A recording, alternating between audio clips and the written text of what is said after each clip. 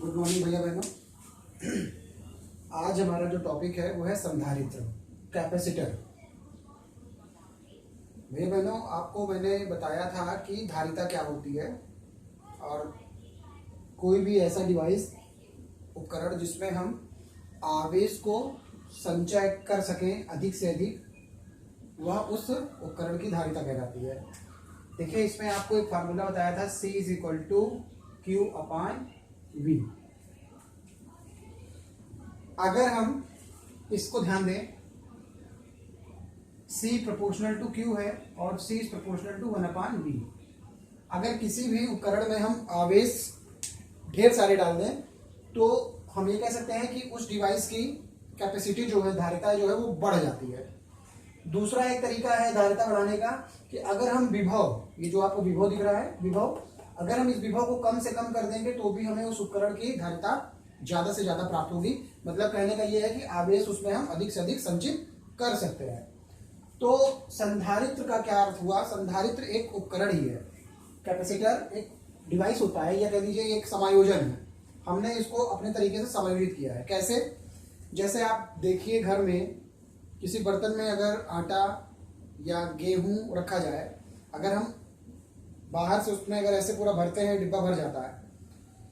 अगर हमें और गेहूं उसमें डालना होता है और हमको लगता है कि उस उपकरण में अभी क्षमता है कि उसमें और हम आटा या गेहूं रख सकते हैं, तो हम क्या करते हैं?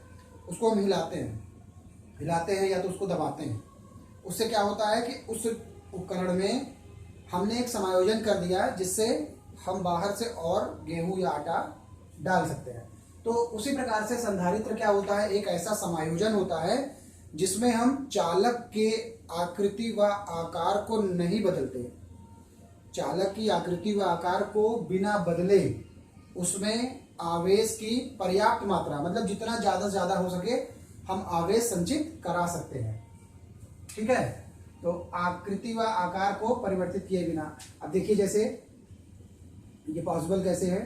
जैसे ये मान लीजिए हमारे पास कोई चालक पदार्थ है, हमने इसको किसी बाह्य एजेंसी के द्वारा पॉजिटिव चार्ज दिया, प्लस चार्ज हमने दिया।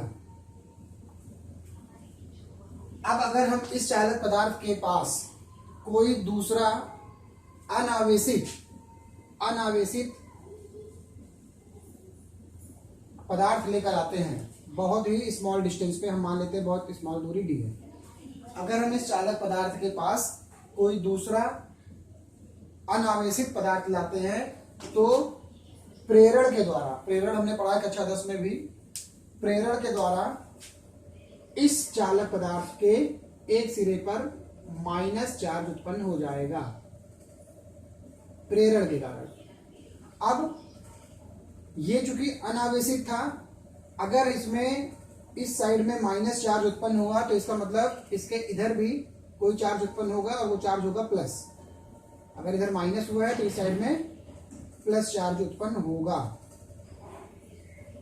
ठीक है, ये माइनस चार्ज क्या कर रहा है? इस प्लस के कारण ये जो माइनस उत्पन्न हुआ है, ये क्या किया? इसमें इसके विभव को कम कर दिया। देखिए, अगर इसमें आपने क्या किया है, जितना आपने चार्ज डाला उसके अनुरूप उसका विभव हो गया, क्योंकि हमें मालूम है Q और V एक दूसरे के समानुपाती होते हैं।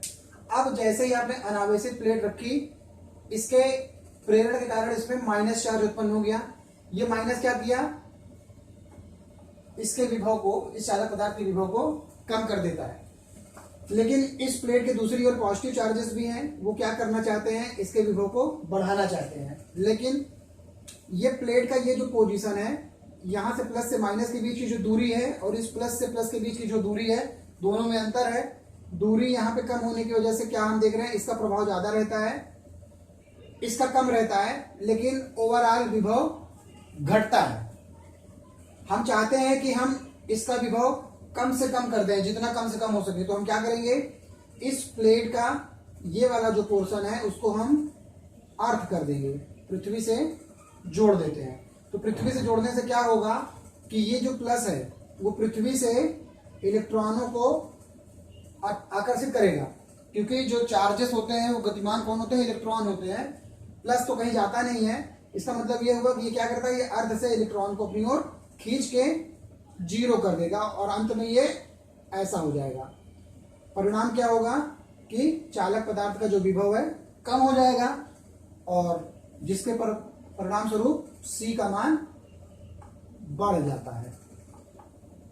तो ये सिद्धांत है। संधारित्र एक ऐसा समायोजन है जिसमें चालक की आकृति व आकार को परिवर्तित किए बिना उसमें हम आवेश की पर्याप्त मात्रा संचित करा सकते हैं।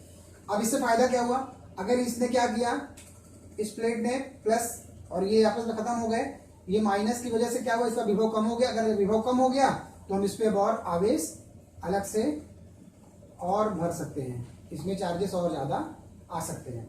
इस प्रकार से हम संधारित्र के द्वारा